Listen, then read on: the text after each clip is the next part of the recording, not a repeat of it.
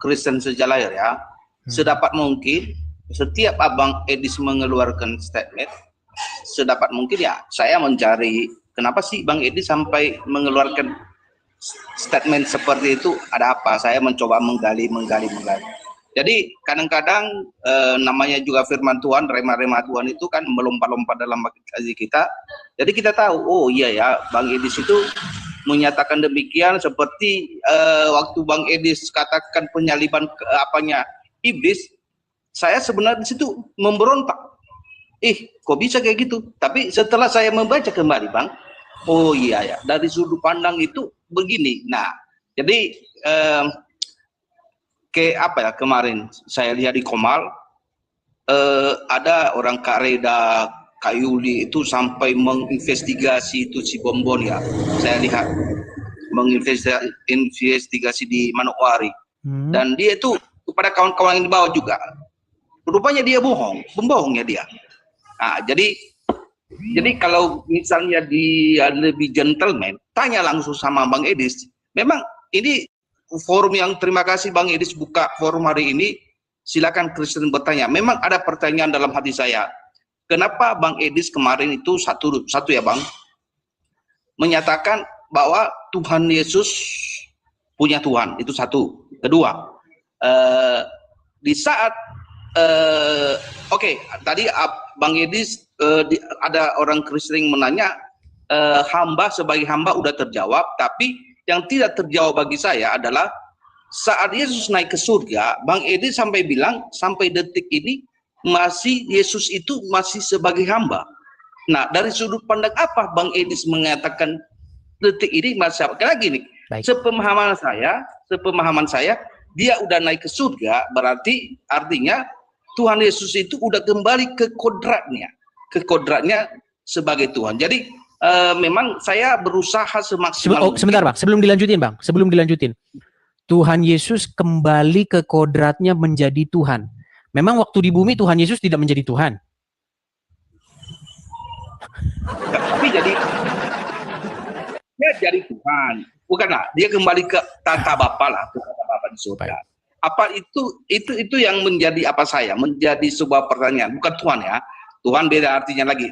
Saya juga baru belajar teredukasi arti definisi Tuhan dari Bang Edis juga. Sorry tadi. Jadi itu yang menjadi satu Jadi Pak Bombon dan ante-antenya itu sekarang menghantam Bang Edis itu. Lihat si Edis itu. Tuhan Yesus punya Tuhan katanya. Sesatlah dia itu. Itulah pernyataan mereka aja. Tadi dia masuk ke salah satu komal dan dia juga sampai mengatakan Edis itu sesat. Tuhan Yesus punya Tuhan katanya. Jadi memang saya mengerti kan Tuhan Yesus pernah berdoa di Taman Getsemani ya. Dia berdoa kepada Tuhan Bapa di surga. Dan dia juga di atas kayu salib mengatakan Eli, Eli, lama sabatani. Kenapa engkau meninggalkan saya? Ya, di situ sebenarnya bisa terjawab bahwa Tuhan Yesus itu sebenarnya dia itu sebagai hamba dan di dunia saat itu. Tapi yang menjadi itu satu dulu, pernyataan narasinya Tuhan Yesus punya Tuhan itu seperti apa. Baru kedua, yang kedua tadi naik ke kodratnya menjadi Allah itu gimana? Nah, itu aja, Bang. Baik ya, Bang. Baik, saya tanggapi dulu yang masalah bom-bom ya, Bang ya. Jadi memang orang yang bernama bom-bom ini itu ngomong saya terus, itu udah sama dengan Rudi 11-12 mereka. Nah, tadi Bang, baru tadi pagi kalau dia kan siaran sampai pagi tuh. Betul. Karena dia itu terus meneruskan, banyak ngirimin saya video-video kan. Saya bilang akhirnya saya cobalah saya tanggapi dulu ya. Nah, ketika saya tanggapi, ternyata saya diturunkan. Jadi dia itu, saya punya julukan baru untuk bom-bom itu. Bom-bom itu sekarang julukannya ada julukan baru. Namanya adalah 1 menit bom-bom berbicara, maka 2 kali dia akan berbohong. Nah, itu julukannya bom-bom sekarang. Gitu. Karena ketika saya naik, dia tahu itu saya yang naik. Pakai akun Edi Sidabutar itu. Dia tahu itu saya. Dan dia turunkan saya. Setelah saya ngomong, dia turunkan saya. Lalu akhirnya saya telepon dia. Bom, kenapa kamu turunkan saya? Siapa yang nurunin kamu? Dia nggak ngaku. Terus yang kedua, dia bilang juga katanya, saya nggak tahu kalau itu kamu. Nah, makanya saya juluki dia, 1 menit Bom Bom berbicara, maka akan 2 kali dia berdusta. Nah, itu Bom Bom. Kemudian masalah apakah Yesus sampai detik ini dia masih menjadi hamba daripada Bapa di sorga? Tadi sudah saya bukakan Kisah Para Rasul pasal yang ke berapa tadi? Bentar. Kalau adanya lagi kita ini kan ya. Tadi apa nggak nonton yang dari awal ya? Enggak, lupa. Oke, baik. Kita bukakan Kisah Para Rasul pasal yang keempat ya. Kisah Para Rasul pasal yang keempat. Terima kasih. Kisah Para Rasul pasal keempat.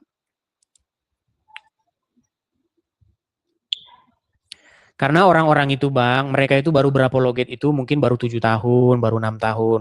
Jadi kalau dia bilang Yesus hamba Tuhan itu takutnya nanti Islam jadi benar itu Bang. Mereka itu punya pikiran begitu. Kalau Yesus hamba berarti Islam jadi benar. Itulah makanya saya bilang logika miring mereka itu. Itulah. Oke, saya bacakan, saya balikkan kamera saya Bang ya. Oke, ini Kisah Para Rasul pasal yang keempat ya. Oke. Saya tanya dulu sama Abang, Kisah Para Rasul pasal keempat ini Yesus sudah naik ke surga belum? Bentar, lagi baru hidupkan tablet, bentar Bang. Bukan, di dalam kitab Kisah Para Rasul, di dalam kitab Kisah Para Rasul Bang, apakah kitab Kisah Para Rasul itu adalah sebuah kitab yang isinya itu adalah sesudah pasca penyaliban, setelah kenaikan Tuhan Yesus? Setelah ya. Kenaikan Tuhan Yesus. Baik, ya. Namanya ya, jadi Kisah Para Rasul itu adalah kitab yang isinya kenaikan Yesus dan sesudahnya. Ya, baik ya. Sekali. Baik, ini di pasal keempat ya Bang ya. Saya bacakan ya Bang ya. Nih. Kita mulai dari 2 Jumat. Sesudah dilepaskan, pergilah Petrus dan Yohanes. Siapa Petrus dan Yohanes Bang? Murid Tuhan Yesus. Yang bergaul langsung dengan Tuhan Yesus, yang ngobrol langsung. Ya, betul. Kepada teman-teman mereka. Jadi mereka dilepaskan ya oleh para ulama Yahudi, mereka dilepaskan dan mereka datang kepada teman-teman mereka. Lalu mereka menceritakan segala sesuatu yang dikatakan imam-imam kepala dan tua-tua kepada mereka. Ketika teman-teman mereka mendengar hal itu, berserulah mereka bersama-sama. Nah, siapa yang berseru?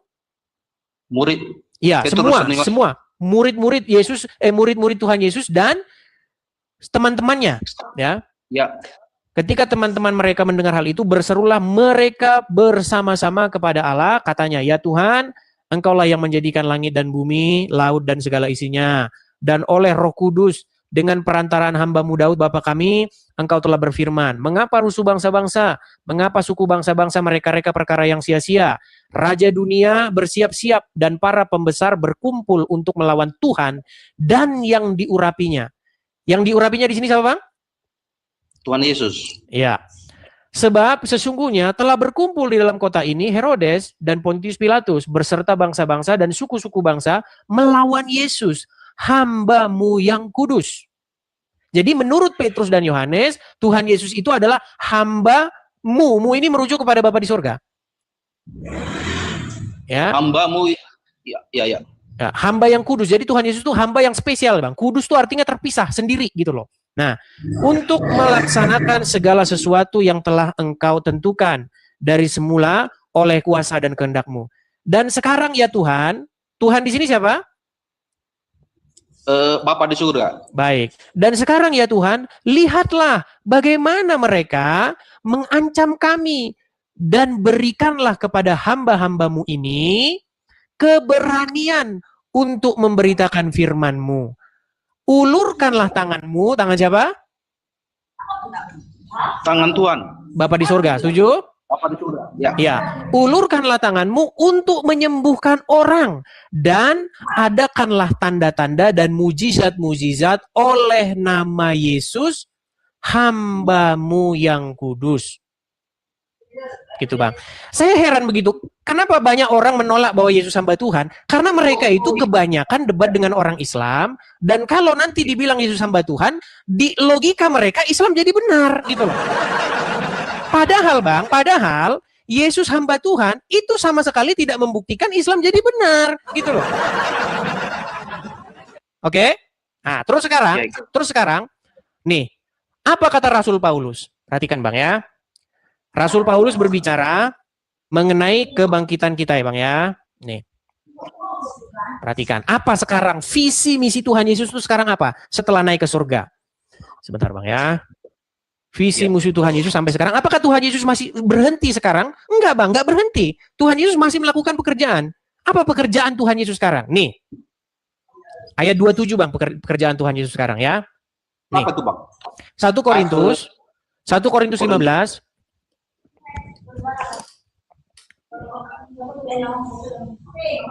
Satu Korintus 15. Oke, 1 Korintus 15. Pasal yang ke-27, ayat yang ke-27. Pasal 15 ayat 27. Pasal 15. Ayat 27. Saya baca ya. Ya, silakan Bang. Lebih daripada itu kami ternyata berdusta terhadap Allah. Karena tentang Dia kami katakan bahwa Ia telah membangkitkan Kristus, padahal Ia tidak membangkitkannya. Kalau andai kata benar bahwa orang mati tidak dibangkitkan, sebab jika benar orang mati tidak dibangkitkan, maka Kristus juga tidak dibangkitkan. Dan jika Kristus tidak dibangkitkan, maka sia-sialah kepercayaan kamu dan kamu masih hidup dalam dosamu. Demikianlah binasa juga orang-orang yang mati dalam Kristus. Oke, 27 Bang, langsung ke 27-nya aja Bang. 27. Bentar ya, 27. Sebab segala sesuatu telah ditaklukkannya di bawah kakinya. Oke, stop. Saya tanya dulu Bang. Sebab segala sesuatu telah ditaklukkannya. Nya di sini merujuk kepada siapa Bang? Berarti semuanya diambil alihkannya. Bukan, nya di sini merujuk kepada siapa? Abang kok kena pelanggaran ya? Siapa yang? Padahal nggak ngapa-ngapain loh, kok kena pelanggaran? Abang kena pelanggaran Bang. Oke, saya turunkan dulu ya Bang ya. Nanti Abang naik lagi. Biar saya jelaskan saja di sini ya. Sebab segala sesuatu telah ditaklukkannya. Nya di sini, ini maksudnya Bapa di surga. Segala sesuatu telah ditaklukkannya di bawah kakinya. Jadi segala sesuatu ditaklukkan oleh Bapa di surga di bawah kaki Yesus. Oke.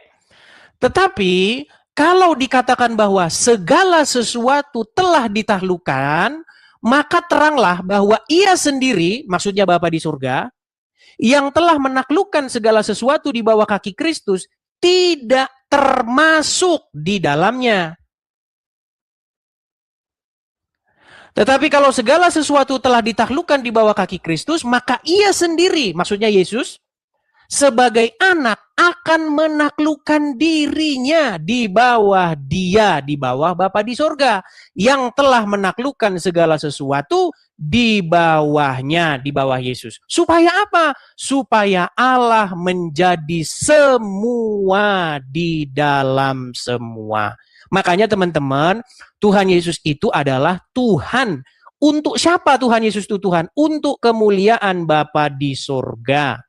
Itu visi misinya itu. Visi misinya Yesus itu adalah membawa semua makhluk kepada Bapa di surga.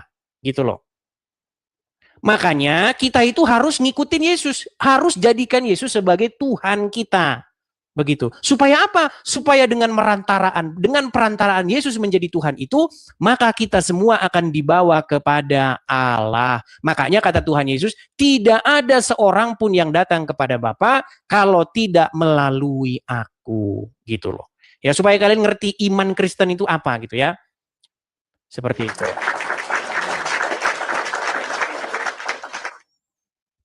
Makanya di dalam Alkitab itu dikatakan bahwa sesungguhnya Tuhan itu akan membangkitkan Daud di situ. Daud itu bukan merujuk kepada Daud yang sudah mati, tetapi Sang Mesias. Supaya apa? Supaya semua bangsa bertekuk lutut di hadapan Sang Mesias itu, sehingga mereka akan berbakti kepada Sang Mesias dan juga kepada Bapa di surga. Begitu. Makanya di dalam kitab Wahyu, sembah bagi Dia yang duduk di atas tahta dan sembah bagi anaknya. Kan ada lagunya, hormat bagi Allah Bapa, hormat bagi anaknya. Itu. Seperti itu, ya teman-teman ya. Biar kita ngerti iman kita. Seperti itu. Saya tunjukkan ya. Perhatikan.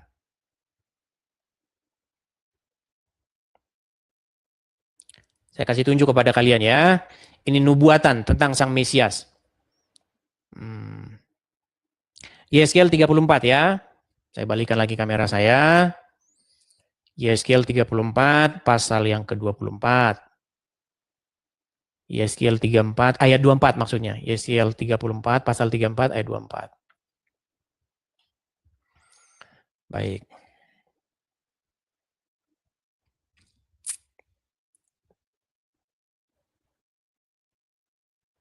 Nih, judul perikopnya. Nih, Tuhan, gembala Israel yang baik melawan gembala-gembala yang jahat. Ya, kita ke ayat 24. Nah. Perhatikan ini. Dan aku, Tuhan, akan menjadi Allah mereka. Serta hambaku Daud.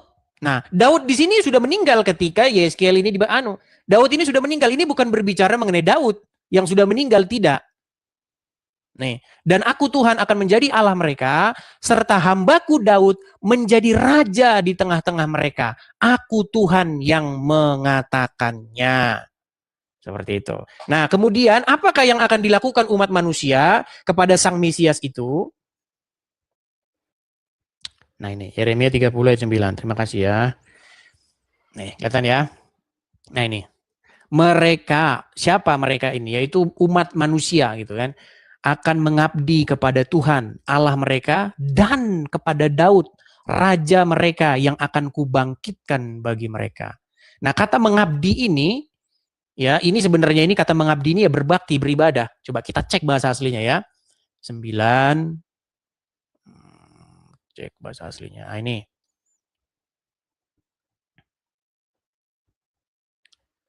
Aduh, mana sih?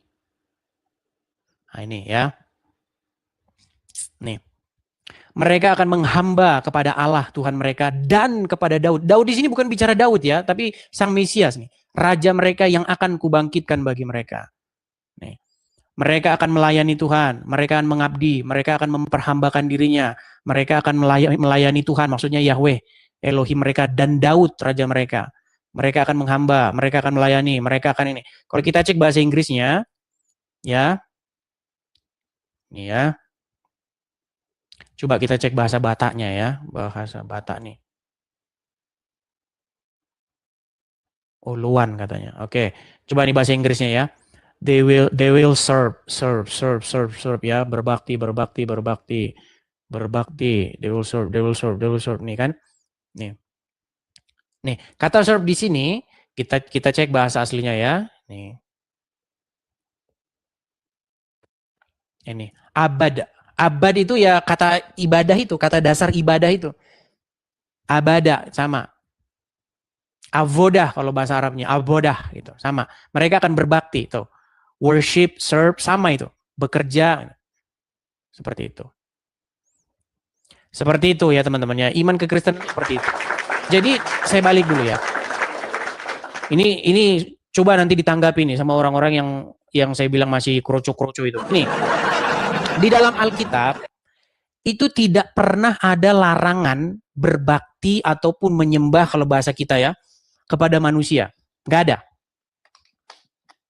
Cari di dalam Alkitab larangan menyembah atau berbakti kepada orang tua, orang manusia, nggak ada. Yang ada itu adalah larangan berbakti menyembah kepada berhala. Itu yang ada. Seperti itu. Ya.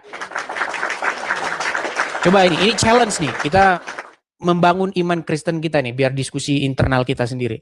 Sekali lagi saya katakan di dalam Alkitab tidak ada larangan menyembah atau berbakti kepada manusia, kepada raja, nggak ada larangan itu. Makanya di dalam Alkitab berulang-ulang kali kita temukan manusia nyembah manusia. Contoh misalnya Abraham menyembah kepada Bani Het. Yakub menyembah kepada Esau. Kemudian Mephibosheth menyembah kepada Daud. Gitu. Yang tidak boleh itu di dalam Alkitab itu larangan untuk menyembah atau berbakti kepada patung, kepada berhala, itu yang nggak boleh. Cuman karena orang nggak pernah baca Alkitab, cuman dengerin khotbah karena orang-orang pengajar-pengajar yang gabrul ya diikut-ikutin. Seperti itu ya. Jadi kita harus back to the Bible. Kita harus kembali kepada Alkitab kita. Seperti itu. Apa yang dibilang Alkitab kita? Nah itu. Seperti itu ya. Jadi jangan kalian bertingkah pola seperti Uncu PA dan kawan-kawan. Nah, itu ada batu, mereka